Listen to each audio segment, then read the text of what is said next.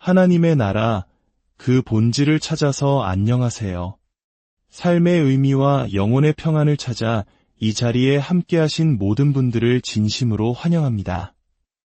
오늘 우리가 함께 나눌 이야기가 여러분의 마음에 깊은 울림과 따뜻한 위로가 되기를 소망합니다. 이 말씀이 어두운 길을 밝히는 등불이 되고 지친 영혼에 새 힘을 주는 샘물이 되기를 기도합니다. 만약 이 이야기가 여러분에게 은혜가 되었다면 구독과 좋아요를 통해 더 많은 이들이 이 빛을 함께 나눌 수 있도록 도와주십시오. 여러분의 작은 손길 하나가 어딘가에서 길을 잃고 헤매는 또 다른 영혼에게 하나님의 사랑을 전하는 귀한 통로가 될 수 있습니다. 주님의 이름으로 여러분 모두를 축복합니다. 오늘 우리는 사도 바울이 로마에 있는 성도들에게 보낸 편지 로마서의 한 구절을 깊이 들여다보려 합니다. 로마서 14장 17절의 말씀입니다. 하나님의 나라는 먹는 것과 마시는 것이 아니요 오직 성령 안에 있는 의와 평강과 희락이라. 이 한 구절 속에는 사도 바울이라는 위대한 신앙의 선배가 지닌 영적 통찰력의 정수가 담겨 있습니다. 그의 글을 읽다 보면 우리는 종종 예상치 못한 순간에 거대한 진리의 폭포수를 마주하게 됩니다. 마치 평범하고 건조해 보이는 논쟁의 한가운데서 갑자기 하늘이 열리며 복음의 눈부신 영광이 쏟아져 내리는 것과 같습니다. 오늘 본문이 바로 그러한 말씀입니다. 당시 로마 교회는 심각한 내부 갈등을 겪고 있었습니다. 어떤 음식을 먹어야 하는지, 어떤 날을 특별히 지켜야 하는지에 대한 문제로 성도들 사이에 뜨거운 논쟁이 벌어졌습니다. 이는 오늘날 우리에게는 사소해 보일 수 있지만 당시 유대교적 배경을 가진 성도들과 이방인 출신 성도들이 섞여 있던 교회 안에서는 매우 민감하고 중요한 문제였습니다. 어떤 이들은 특정 음식을 부정하다고 여겼고 다른 이들은 모든 음식이 주 안에서 깨끗하다고 믿었습니다. 어떤 이들은 구약의 절기를 계속 지켜야 한다고 주장했고 다른 이들은 그리스도 안에서 모든 날이 주님의 날이라고 생각했습니다. 이러한 논쟁은 점차 서로를 비판하고 판단하는 지경에 이르렀습니다. 믿음이 강하다고 생각하는 사람은 믿음이 약한 형제를 업신여겼고 믿음이 약한 사람은 자기와 생각이 다른 형제를 정죄했습니다. 교회의 본질인 사랑과 화평은 사라지고 사소한 규칙과 형식에 대한 논쟁이 그 자리를 대신 차지하고 있었습니다. 마치 큰 잔치를 앞에 두고 식탁보의 색깔이나 수저의 위치 같은 지엽적인 문제로 온 가족이 다투는 것과 같은 안타까운 상황이었습니다. 바로 이 혼란과 분열의 한복판을 향해 사도 바울은 천둥과 같은 목소리로 외칩니다. 하나님의 나라는 먹고 마시는 문제가 아닙니다.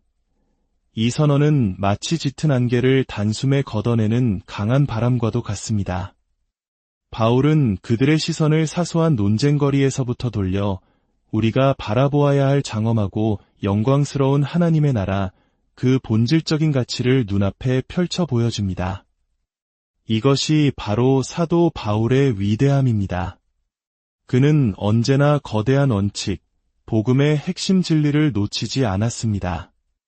그는 인간적인 편협함과 사소함에 갇히는 것을 극도로 경계했습니다. 우리 신앙의 여정에서도 이와 비슷한 위험이 항상 도사리고 있습니다. 이것은 개인의 신앙생활과 교회 공동체를 무너뜨리려는 사탄의 가장 교묘한 전략 중 하나입니다. 바로 균형 감각과 중요도의 우선순위를 잃게 만드는 것입니다. 사탄은 우리가 그리스도인이 된 후에는 더 이상 우리의 구원을 직접적으로 공격하지 못합니다. 대신 우리의 시간과 에너지를 덜 중요한 것, 비본질적인 것에 쏟아붓게 만듭니다. 나무 하나하나를 자세히 들여다보느라 자신이 거대한 숲속에 있다는 사실 자체를 잊어버리게 만드는 것입니다. 특정한 예배 형식, 세례 방식, 혹은 특정한 사회적 이슈에 대한 입장, 금주나 금연, 같은 개인의 경건 훈련. 이 모든 것들은 나름의 의미와 중요성을 가질 수 있습니다. 그러나 만약 이것들이 우리 신앙의 중심이 되고 다른 사람을 판단하는 절대적인 잣대가 된다면 우리는 로마 교회 성도들과 똑같은 오류에 빠지게 되는 것입니다. 우리는 어느새 복음의 핵심을 놓친 채 껍데기만 붙들고 있는 셈입니다. 그렇다면 사도 바울이 선포하는 하나님의 나라, 그 흔들리지 않는 본질은 무엇일까요? 그는 세 가지를 분명하게 제시합니다. 바로 의와 평강과 희락입니다. 첫째, 하나님의 나라는 의입니다.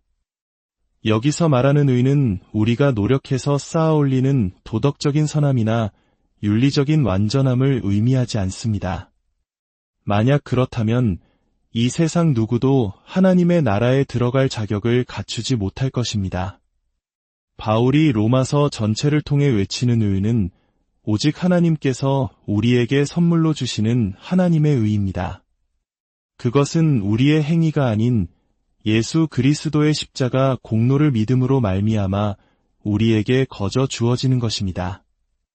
우리는 모두 죄로 인해 더러워진 누더기 옷을 입고 있는 존재와 같습니다. 우리가 아무리 선한 일을 하고 율법을 지키려 했어도 그 누더기 옷을 스스로 벗을 수는 없습니다. 그러나 하나님께서는 그런 우리를 위해 예수 그리스도라는 순결하고 영광스러운 위의 옷을 준비해 주셨습니다. 우리가 할 일은 단지 우리의 무력함을 인정하고 믿음으로 그 옷을 받아 입는 것뿐입니다. 이것이 복음의 심장입니다. 하나님의 나라는 내가 무엇을 했는가에 달려있지 않고 하나님께서 나를 위해 무엇을 하셨는가에 달려 있습니다.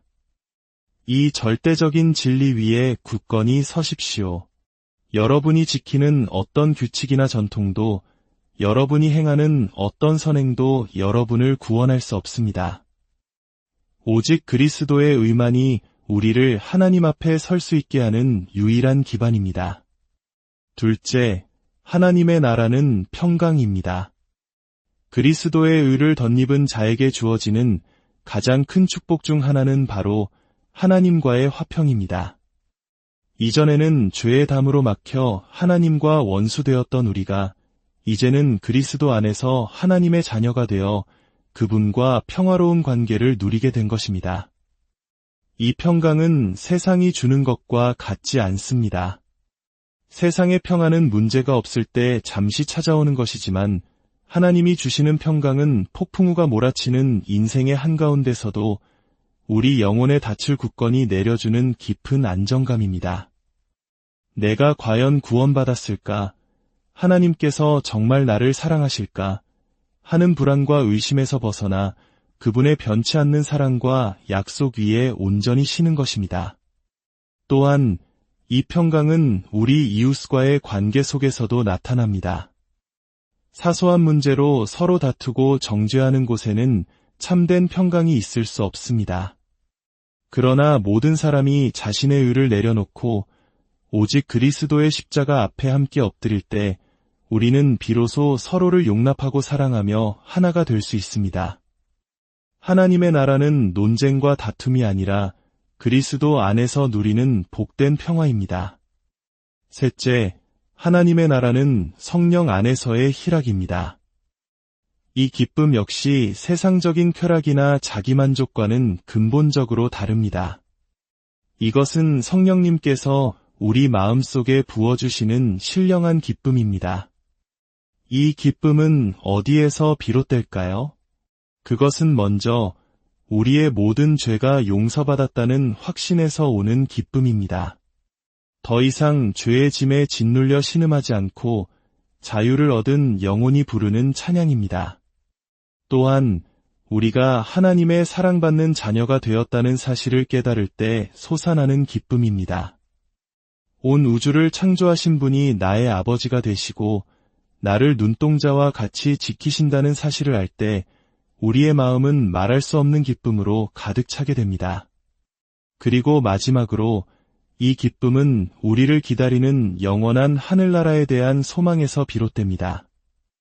이 땅의 삶이 아무리 고되고 힘들지라도 우리에게는 썩지 않고 더럽지 않고 쇠하지 않는 영원한 기업이 예비되어 있음을 믿을 때 우리는 현재의 고난을 넉넉히 이겨낼 수 있는 기쁨을 누리게 됩니다. 사랑하는 성도 여러분, 우리는 무엇에 대해 이야기하며 살아가고 있습니까? 우리가 다른 사람을 만났을 때 우리 입에서 가장 먼저 나오는 말은 무엇입니까? 우리의 신앙을 나타내는 것이 비본질적인 규칙이나 주장에 대한 논쟁입니까? 아니면 우리를 구원하신 그리스도의 의와 그로 인해 누리는 평강과 하늘로부터 오는 기쁨입니까? 하나님의 나라는 먹고 마시는 문제가 아닙니다. 그것은 눈에 보이는 형식이나 제도가 아닙니다.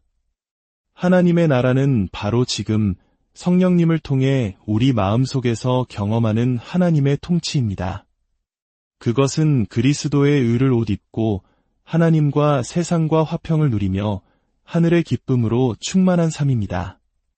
부디 우리의 시선을 다시 복음의 중심으로 돌립시다. 사소한 논쟁으로 우리의 귀한 시간과 에너지를 낭비하지 맙시다.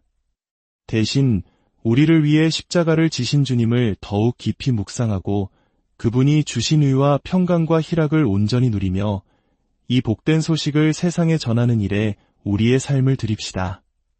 주님께서 여러분 각자의 삶에 그리고 우리 공동체 위에 이 놀라운 하나님의 나라가 충만하게 임하기를 간절히 기도합니다.